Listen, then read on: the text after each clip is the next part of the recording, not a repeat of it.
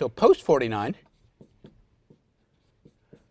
the decision is first to give what? What happens first to farmers in post 49, Sachin? So Mao basically takes the land from these landlords and redistributes it to farming families, and they set up these things called cooperatives and then ultimately collectives. So he basically makes it more equal. He takes all these, eliminates this land. So initially, he does, in some degree, what Sun Yat-sen had offered to do, redistribute the land, make it more equal. He also kills millions of landowners, small, big, medium, mostly small, in order to show the power of this new state. So there's a terror and a distribution of land. Jasmine? With the larger collectives, as Sachin said, there was a collapse in agricultural productivity because individual farmers no longer had incentives to produce, because everything that they produced had to go to the state. Okay, so you have this short period of time when farmers are actually given the rights to own their land, the property rights, and then all these rights go into what are called collectives, and then eventually into what are called people's communes by 1958. So who owns the land in this context? Jace? The state. The state, the government.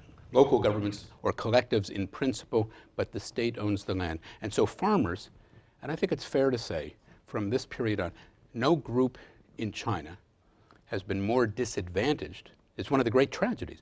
Been more disadvantaged in this revolution from the beginning of it, probably even until today, than farmers, because they lose the most valuable resource that there is historically in China, which is land. They lose right to the land that they farm. And it's an issue that is, in some sense, still with us today. So, so Julia had a point about collectives. Are collectives an improvement, at least more efficient than small, medium-sized farming? No, she says. Do you agree?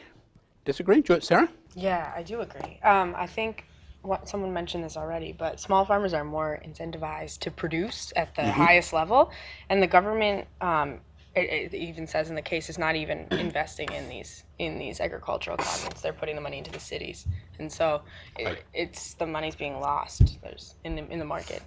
Right. And if you remember in the kind of, Jackie, please. I think another issue that arose was the sort of competitive patriotism. And so as each area was supposed to produce kind of a quota of food, the competition to be more patriotic and produce more food and be more abiding by the revolution, ultimately, when people weren't able to produce the amount that they said that they were, there were shortages and leading to misdistribution of food and famine. Right. So agriculture, the state has always had a huge interest in making sure, in the regulation of agriculture. It's one of the fundamental principles of Chinese government from the beginning of this. And with the idea, you remember, that farmers are the most valued part of society, even though in fact that historically hasn't been the case. In the PRC, farming is to be, first of all, one is to march into socialism. So private property disappears, particularly in the countryside. It disappears in the countryside. We've already seen that all private businesses in urban areas are socialized by 1956. But farms are even ahead of the game in that, but certainly all collectivized by 1955, 1956, and then communized in much larger areas.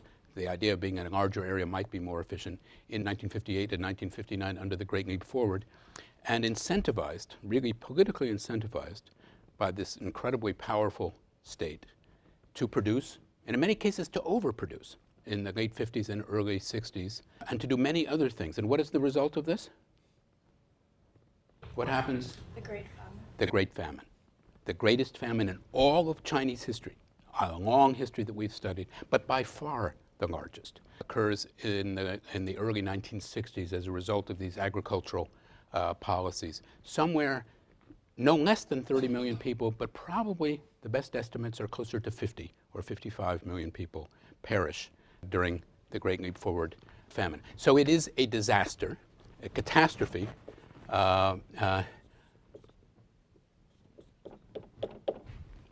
There's a debate in whether it's a their weather isn't great, but it's not really 3 bad years.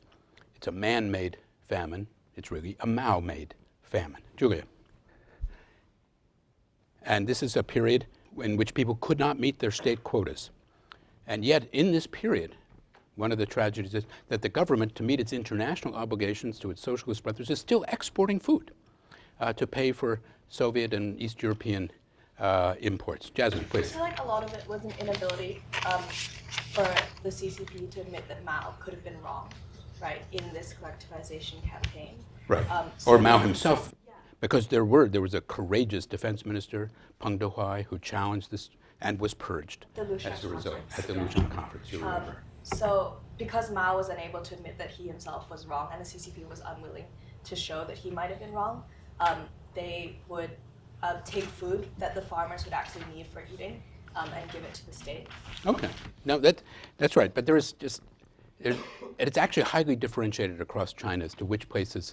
It has a lot to do with the capacity and strength and loyalty, political, ideological loyalty of certain parties, cadres in different provinces that have either better or catastrophic outcomes for people. And so if you want to, you're a farmer, Joe, you're in Ningxia.